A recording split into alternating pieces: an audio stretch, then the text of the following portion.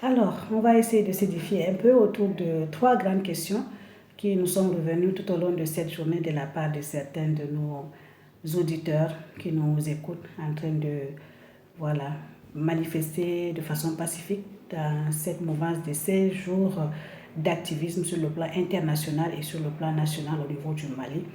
Aujourd'hui était une journée qui nous a été offerte par notre direction, la DRPFF, avec l'appui de son partenaire l'USAID. Donc, pourquoi les 16 jours d'activisme? Pourquoi le choix des dates du 25 au 10 décembre?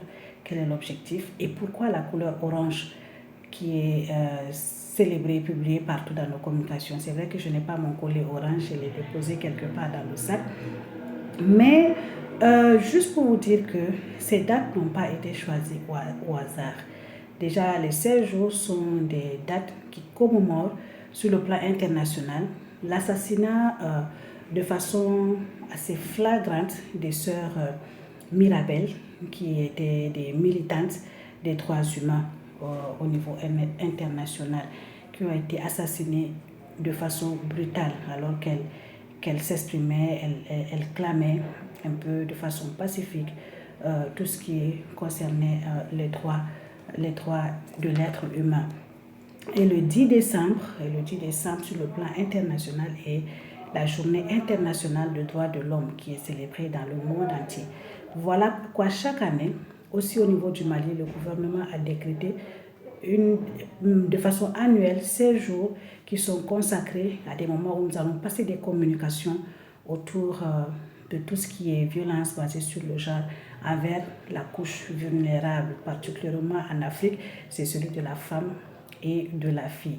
Donc l'objectif est surtout de promouvoir un changement de comportement en mettant l'accent sur une communication à travers une masculinité positive, en mettant aussi l'accent sur les normes qui sont liées à l'égalité des genres selon chaque contexte que traverse chaque pays. Par exemple, si c'est le Mali, on était dans un contexte peut-être de la maladie à Covid-19, c'est d'essayer de passer une communication en lien avec les VBG, que ce soit dans un contexte d'insécurité, de guerre, d'injustice.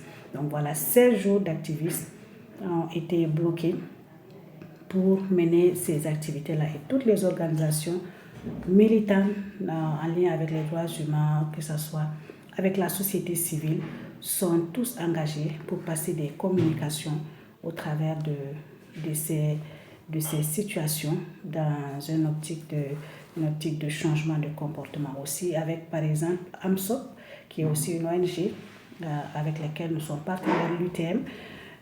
Nous communiquons beaucoup plus ces derniers temps sur ces questions de mariage d'enfants, l'abandon des mariages d'enfants en fonction du contexte et du milieu de la région dans laquelle nous nous trouvons, celui de Caille. Et pourquoi l'orange? Alors, voyez-vous, la couleur orange symbolise le contact humain par le dynamisme qu'elle évoque.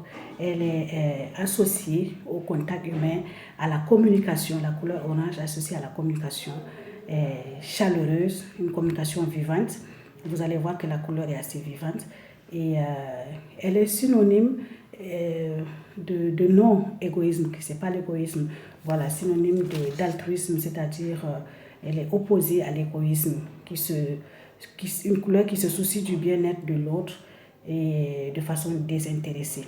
Donc la couleur orange est tout simplement une couleur qui symbolise le contact humain par le dynamisme qu'elle évoque à travers sa couleur. Voilà, merci.